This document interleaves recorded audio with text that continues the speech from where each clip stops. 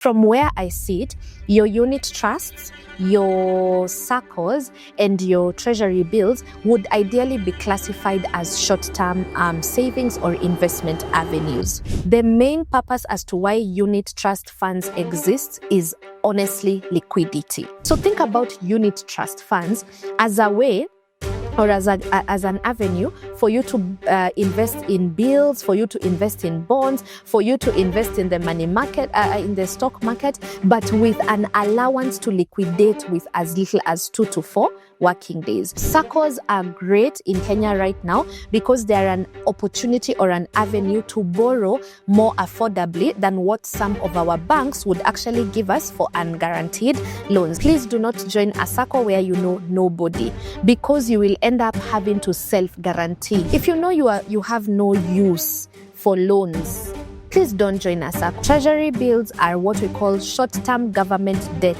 securities. From where I sit, Treasury bills serve two purposes. Number one, capital preservation. Number two, it's almost like it gives you what is called forced discipline. Think about bills like putting your money on a one-year diet.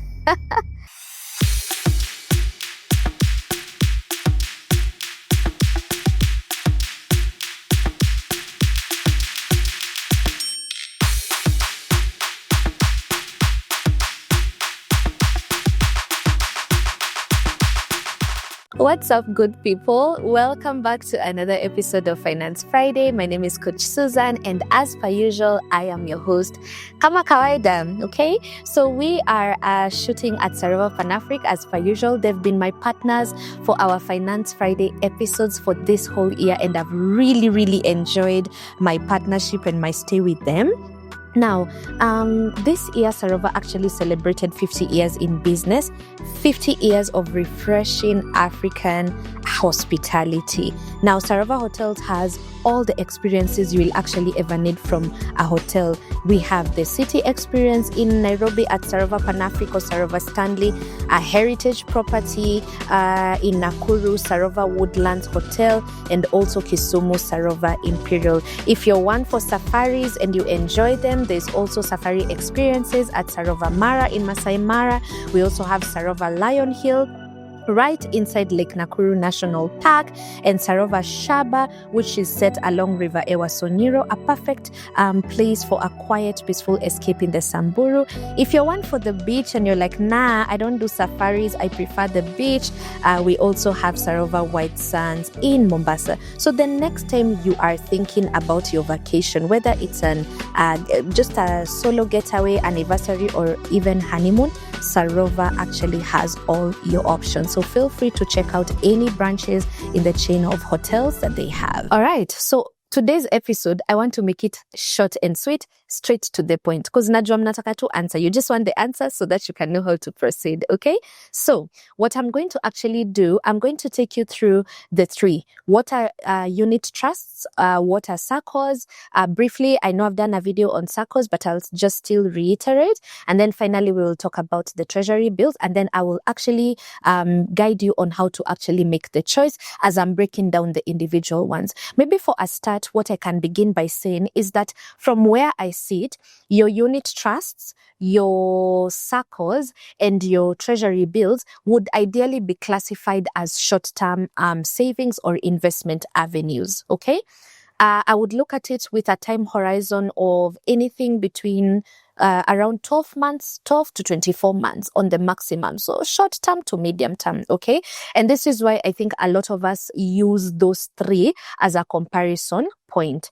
While they are all short-term investments, I also feel like they serve different purposes. So I would like to actually guide you through each of them very quickly. And then I will also tell you which purpose each of these accounts serve and at what point should you consider them, okay? Now, let's start with unit trust funds. What exactly are unit trusts? Unit trust funds in Kenya specifically are what we also refer to as collective investment schemes. This is where a fund manager comes, for example, company XYZ, like, the common ones that the CICs, the Sanlams, the Jubilees, the Britams, and whatever, they come together. So they are the fund manager. So the fund manager comes and pulls money from different investors. So they will take Wanjiko's money, Diana's money, Njoroge's money, Jed's money, and pull it together and put it in one basket. Okay. Now, once they've pulled money from different investors, they make decisions as to where the money should actually be invested. So in Kenya, we have 4 types of unit trust funds, but one is the most popular. I know you guys can say it with me. Haraka haraka, wake up for comment section. Which one is it? The most common unit trust fund we all know in Kenya? Let me give you a sec. Let me give you a minute. Are you typing? I should probably give like a gift to the first person who get it right. Anyway, let's continue. So the most common and the most popular unit trust fund that we have is actually the money market fund. So money market funds are actually found under a bigger umbrella, which is the unit trust funds. Now, under the unit trust funds, we have 4 major types, 4 major funds. We have the money market fund that we all know and love. We have the fixed income fund. We have the equity fund, and then we have the balanced fund. Okay, so I'm pretty sure when you've been like doing your research on some of the companies we have here in Kenya, you've probably come across the balanced fund, the fixed income fund, and also the equity funds. All of them fall under the collective investment scheme. Now, this is very, very important. The difference between those 4 funds is ideally where your money is being invested. Because remember, our initial definition of a unit trust is pulling money from different investors and investing them on their behalf, or on investing the funds on the investors' behalf. Now, for money market funds, your money is primarily invested in short-term assets. So these are well negotiated for bank deposits and treasury bills. Okay. For the fixed income funds, by the way, the fixed income funds are also referred to as bond funds because primarily your money is invested in treasury bonds and corporate bonds. The equity funds it's rather obvious. It's self-explanatory.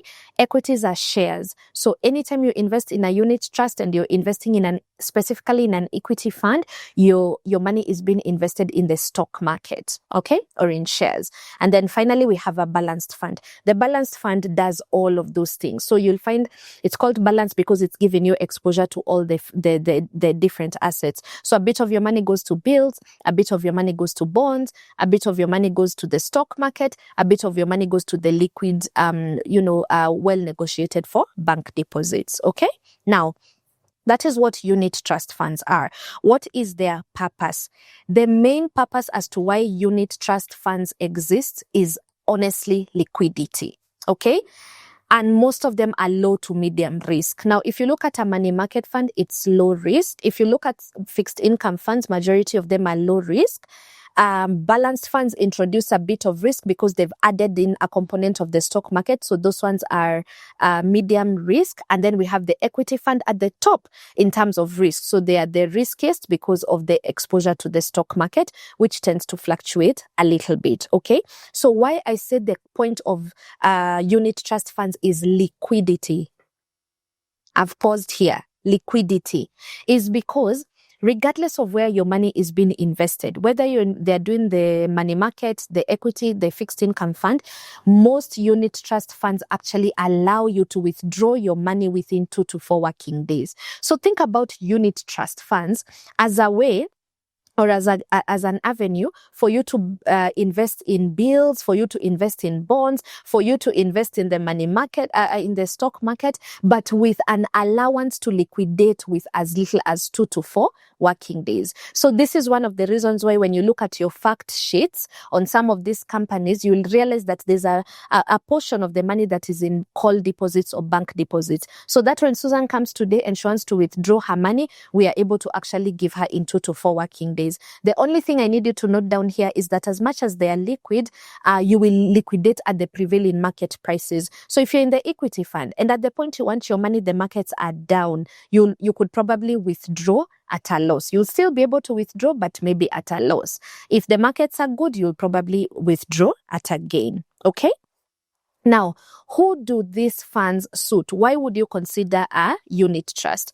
Of course, the major purpose of this is mostly just for you to do, number one, your emergency funds. We access, for example, money market funds because we want to have an emergency fund.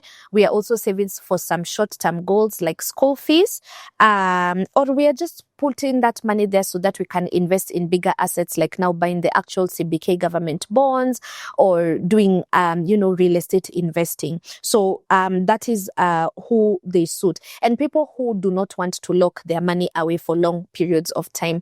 You see, if you go directly to the CBK and buy a 15-year bond, it means that you're willing to lock the money away and to have zero access to it for the next 15 years, unless, of course, you want to go, access the money in the secondary market, which is pretty much jumping through hoops to be able to withdraw that bond.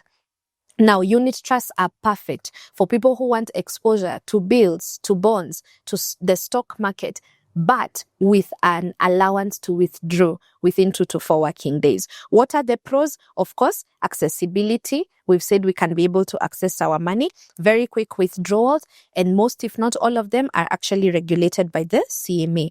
Now, what are some of the cons of the unit trusts? Obviously, returns fluctuate. I mean, even money market fund returns, you can notice that last week the return was 11%, this week was 9%. So obviously the market keeps fluctuating because you are in a live market. Mambo ni live, okay? So you're seeing those fluctuations. And then, of course, they are all subject to withholding tax at 15% withholding tax. And then, of course, one of the disadvantages that I mean is rather obvious is that the fact that you can just withdraw at any time within 2 to 4 working days. A lot of us are actually not able to leave our investments alone. Any small emergency or any small inconvenience, you've already withdrawn the money. So think of unit trusts as a parking spot for money you intend to do something else with. So maybe you intend to invest, you intend to, do something with that money. They are pretty much a parking spot. Of course, because of the ease of funding the account and the ease of withdrawing from the account. Actually, a lot of these investments, most of them, all the 4 funds, you can very easily invest with as little as 5,000 bob. So if you're watching me and you're saying, oh, Susan, these are investments, you tell us they're usually for rich people. No.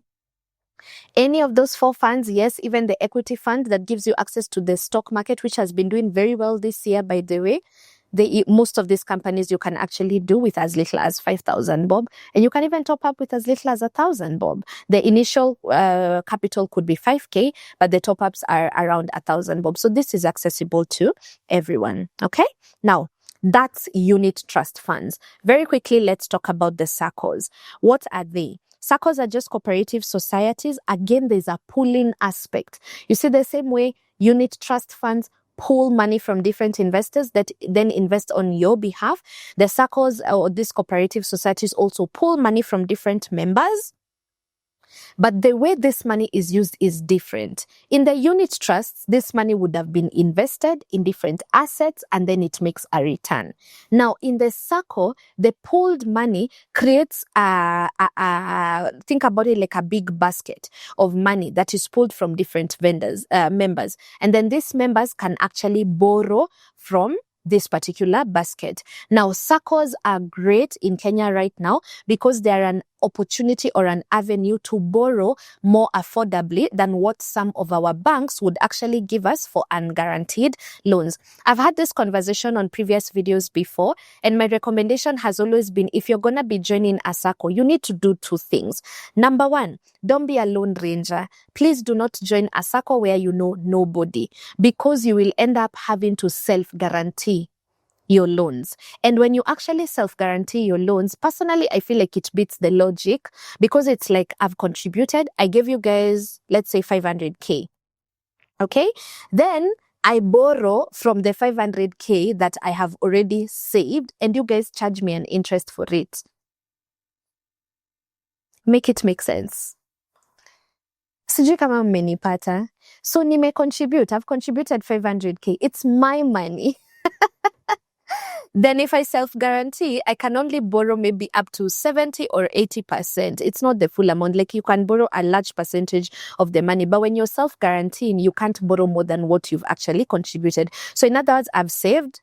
and then I'm borrowing from my own savings, my own money, and then I'm being charged an interest for it. For me, that doesn't make sense, which is why I always encourage people to join Saccos where they know people, so that you don't have to self-guarantee, you actually have guarantors. So this is even a discussion that my besties and our husbands have actually been working on and actually implementing, so that because we already know each other, we've been to each other's ushagos, families, we are raising babies together, we are doing life and marriage together, might as well, like for my best friends and I, we already have like investments that we do together, so it just made sense to probably join the same circle, so that if any one of us needs to borrow, we can now borrow times 3 our savings or times 4. So now if I have 500k, if I'm not self-guaranteeing, I can borrow as much as 1.5 million or even up to 2 million, depending on the Sacco, whether it's offering times 3 of my savings or times 4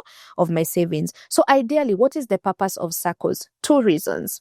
You join a Sacco only if you know you want to utilize affordable credit facilities. And number 2, you want to earn from dividends of being a member or a partaker in that Sacco. Okay?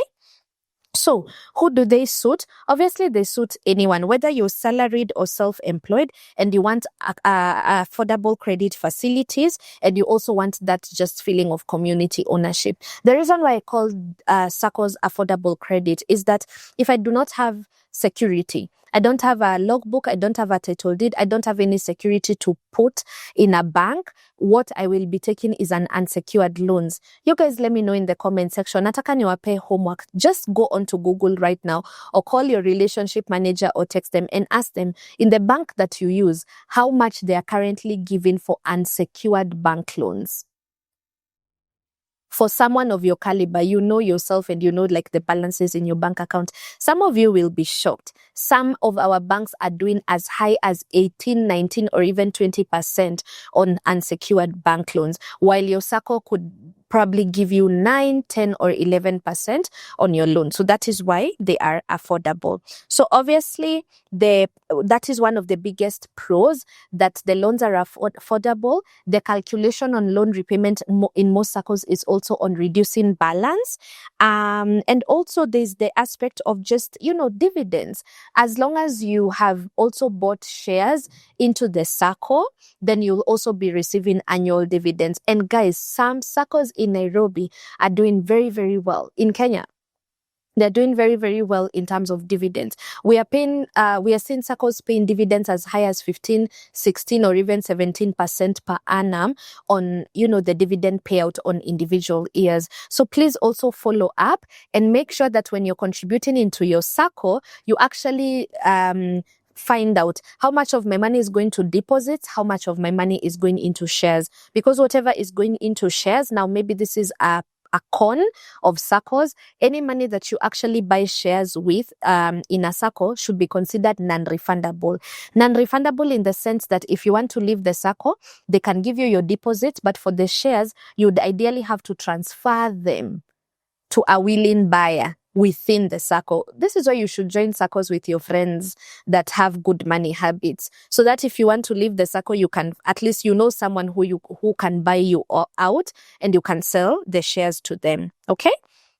Now, a big disadvantage that I want to highlight on the Saccos is obviously low liquidity. While in the unit trust funds, you would have easily just withdrawn your money within 2 to 4 working days. With Saccos, if you want to completely exit and withdraw your money, there's a process that might take anything between 30 to 60 days. And if you had guaranteed people who have not yet finished paying their loans, it's very difficult to exit. Now, if you also want access to your money, there are some Saccos that are not, some deposit-taking Saccos will only allow you to take out money through a loan. Like, yes, they are your savings, but for you to get some money from the Sacco, you actually have to borrow against your savings and actually pay an interest on that. Okay, so I've also noticed that some Saccos, other than the really good ones that pay very, very good dividends, some of the Saccos don't have very good returns on the savings, on your deposits. So you may not be happy if you're used to 13%, 14% in some mutual funds. You might feel like the Sacco is a ripoff because you might get way lower than that in terms of the interest that your savings would be earning.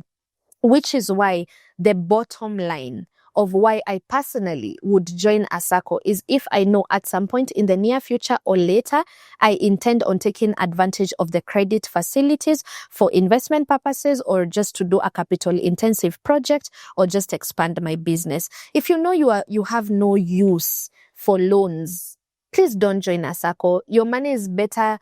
It is gonna work better for you elsewhere when you are maybe in mutual funds, money market funds, the special funds and whatnot, okay? But Saccos specifically, join one because you know that you will be in need of some affordable credit facilities at some point, okay? And some dividends if you're in a good dividend paying Sacco, okay? If you're in a Sacco, and maybe you do not plan on taking out credit facilities, you're really doing a big injustice, because what you've done, you've just provided the pool money. You're contributing money, and the money is benefiting other people, the people who are borrowing and making use of that money to either increase their wealth, their investments, or just start businesses. Okay, so please don't leave your money sat in a Sacco if you know absolutely with all your heart that you're not in need of credit facilities. In fact, you're not interested. Pull out from that Sacco if you do not need credit facilities now or in the future. Okay? Now, let's talk about Treasury bills as the last asset before I take you through how to actually choose. Okay? Now, what exactly are Treasury bills? Treasury bills are what we call short-term government debt securities. Okay, so I know we've heard of bonds, and bonds are medium term to long term, where you loan money to the government and they pay you coupons every 6 months or interest every 6 months. Now, bonds are bills are the shorter version of bonds. So the only difference between treasury bills and treasury bonds is that treasury bills are short term and bonds are long term. Now, for treasury bills, you can either invest for 91 days, 182 days, or 364 days.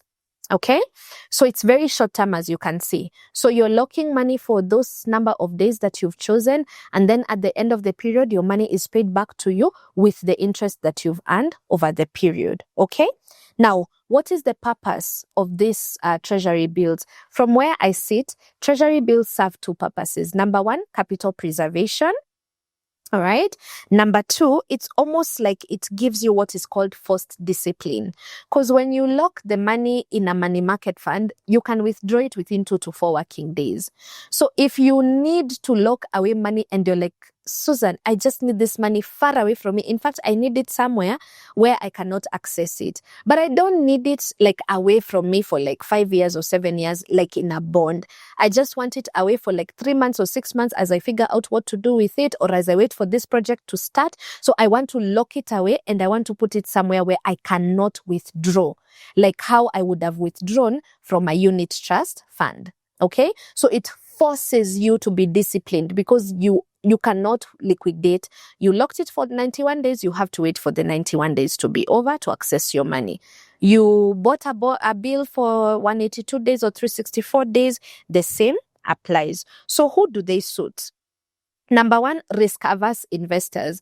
I know a lot of us may not have trust in some of these companies. I've worked with a lot, especially my clients of the older generation.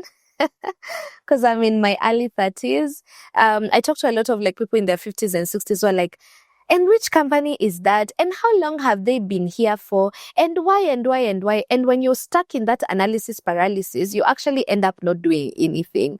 But some of us trust bills and bonds. So if you're risk averse and you just need somewhere to lock money and you want the confidence that you'll still be able to get it after the period of time, you can do the treasury bills. They're also for people who have big lump sums that they want to store away, but for a short duration of time. All right. So what are some of the pros? Low risk. I know they say the bills are risk free, but I personally do not believe anything in this life, in this world, is risk free. So I'll just say they have significantly low risk. I've never heard of anyone who's ever lost money in treasury bills.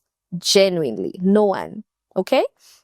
So if you're risk averse, this is very, very good for you. If you have a lump sum, this is very, very good for you. If you want predictable returns, instead of the fluctuating money market fund returns, you can just lock the money. Now, bills and bonds are actually referred to as fixed income assets, because if you fix the money for 182 days or 364 days at a particular interest rate, the interest rate actually does not fluctuate. And that is why we say they actually offer predictable returns. Okay.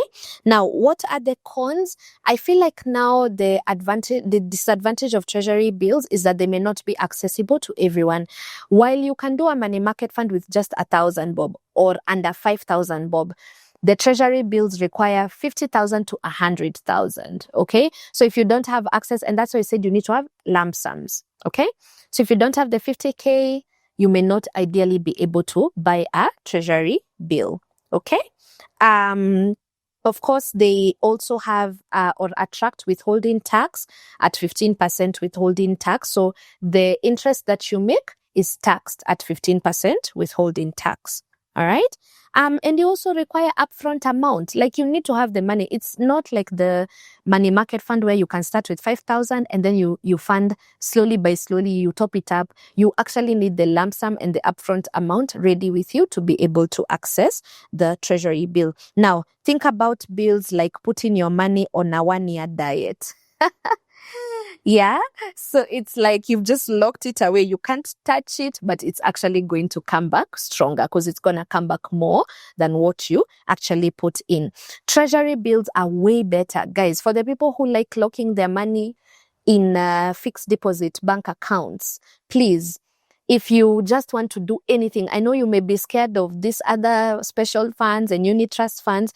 Please take your money out of the fixed deposit bank account, maybe even try a treasury bill. It probably performs a little bit better. Now, we have clarity as to how what these three accounts are. Now, what is my verdict? Where should you actually put your money? All right. So if you want affordable credit facilities, please choose Sacco as one of the avenues. Okay. Now, that one is, and I think it is important that I mention this. I think a lot of us, when we are asking this question, we think that the way it works, it's that we can choose either or. Because I see a lot of people telling me, oh, why can't I just use my Sacco for my emergency fund? I always tell people the best strategy of investing is diversifying. Okay, don't just look at it from the perspective of, oh, if I have my Sacco, then I don't need a money market fund. As you've just heard, they all serve different purposes. So the Sacco primarily is for anyone who requires credit facilities now or in the future, and you do not want to go the exorbitant way. You don't want to be charged 17% interest on your loan. You want to be able to access loans from as low as 9%. Okay, even mortgage loans now, they're almost at the KMRC rate, the 9%. Okay, so Saccos primarily are for that purpose. So where should you put your money? If you want affordable credit facilities, please have some of your money going towards a Sacco where you know at least 5 or 6 people. Because most of them require at least 4 people to sign off as your guarantors to be able to get the unsecured loan. Of course, it's secured because you have guarantors now. Okay. Money market funds or the unit trust funds. These are short-term investments for someone who's just trying to test out the market and you want access to liquidity. So kama we ni mwoga and you usually just see the news and you see the NSCs behaving like this and the bonds are behaving like that, and you enter into a panic mode and we need kukuongezea maji na sukari kwa hospitali. Honestly, just stick to the unit trust funds, because while you're panicking, you can just place a withdrawal request and in the next 2 to 3 days, the money is already in your bank account. But anyway, I'm playing, guys. But I'm serious though. If you're a panic investor, please don't lock your money in a 10-year bond. All right. Or just haphazardly buy Safaricom shares. Then when you see the graph declining, you start going into cardiac arrest. Okay. So just get those short term. I would honestly recommend unit trust funds to anyone who's trying to wet their feet, to anyone who's trying to just find out what is happening in the market. How does company A, B, or C work? Okay? However, there's a disclaimer. As long as you've been on this channel long enough, na unataka tukue friends, please, everyone needs to have a money market fund, at least one for your emergency fund. That's non-negotiable. So where should you put your money? The money market funds are non-negotiable. At least have one that serves you as an emergency fund. And if you want to do two, you can have the second one that serves you as a sinking fund, just to save up for your two small birthdays, anniversaries, Christmas, car insurance, medical insurance, just your small projects. That's the work of, and school fees. That's the work of the sinking fund. Okay. Now, if you want to expose yourself to bonds and you don't have access to 50,000, 100,000, you can do the unit trust fund, which is the fixed income fund. Okay. So as I said, this is for people who want to test out. So if you want to just do low ticket investing, in other words, you just have kidogo money. You have 5K here, a 10K here, a 3K there. Unit trust funds are perfect for you. Okay. Now, at what point should you consider treasury bills? You should consider treasury bills if you require forced discipline. Okay, or if they are doing well. There's a point right now, I know we are doing maybe around 8% per annum, which I think is pretty low, but the interest rates have been coming down. However, there was a point like a year and a half ago, 2 years ago, the treasury bills went as high as 14 or 15%. So ukisikia funono za treasury bills have gone as high as 14 or 15%, please take advantage of that opportunity by all means. However, the only reason I would do treasury bills is if I really need to lock the money away in a way that I cannot access it. And I also don't want to lock it for the long term. I just want to lock it for the short term. So to answer your question, guys, and I hope I have, it's not an either or. It's not that one will replace the other. Those three accounts actually serve different purposes, which I've already mentioned. Okay, so choose based on the need that you actually have. Now, if everything I've been talking about on this video seems or sounds like jargon and Greek, please, I actually do have a self-paced course that I taught myself a couple of maybe a year or so ago, and I've actually taken you through any and all investments that we actually have in the Kenyan space. So this course specifically is for investments in the Kenyan space. I taught this class to Kenyans. I also taught this class to the Kenyans in the diaspora. I've taken you through the stock market investing, the bills, the bonds, the pension funds, and whatnot. So all of these investments that I've mentioned today, the three ones, the bills, the unit trust, and the Saccos, are actually featured in that course. If you would like to invest in your financial literacy and get a self-paced course that has been taught by me, that you will have lifetime access. Of course, I've already pre-recorded it and it's on my website. If you buy this course, you have it for life. This year, next year, and the other year, in case you need to refer to it. Okay? I've also given recommendations of companies that you can consider. So if you've been on the first and you're asking, Susan, what do you think of company X? What do you think of company Y? In this course, I gave some more. So I gave the people in the class the recommendations of the companies I recommend, how to contact them, and all of that. And an added bonus of being a part of this self-paced program is, as long as you're a student in that particular course, you can actually email me with any and all questions that you have as you continue watching the different modules that we have on the course, and I can actually answer you and take you through any queries that you might actually have. The course is the Basics of Investments class. It is actually 8+ hours worth of content for you to watch. So when you buy this course, please make sure you have your notebook, you have time to actually go through all of them, and it's amazing. So I'm gonna leave the link to the Basics of Investments masterclass in the description box down below so that you can purchase it, watch it from even today or even tomorrow, and you're gonna have lifetime access to it. And you're also going to be able to have Q&A with me on email to answer any queries or questions that you might have. Cinema plug, guys. Yeah? Let me know in the comment section. Thank you so much for watching, and I'll see you on the next episode of Finance Friday.